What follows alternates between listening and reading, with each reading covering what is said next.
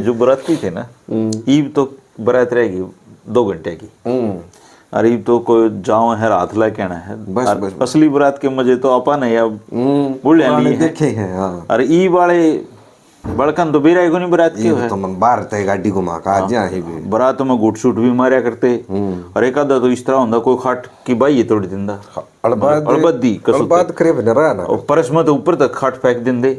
और बरातिया खातर पहले आप काट भी इकट्ठी करेड़ी हैं, कट्ठी करी आखी है गम्मा हक गरगेल दरी खाट पाट के ले आया करते।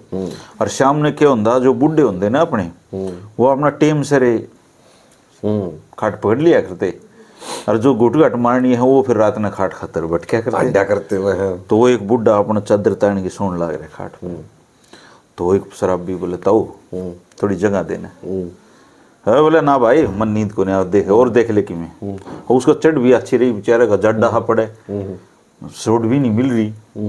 बोला ताऊ मैं तो तुम भाई भाई पर सो जा, कत्ती भाई भाई हाँ नौलवा नौकर पर डोगा ले जाए इस पर सो जा, बस सोच मन ने चला सोड़ते और कदम क्यों हो जाए बुढ़िया अपने।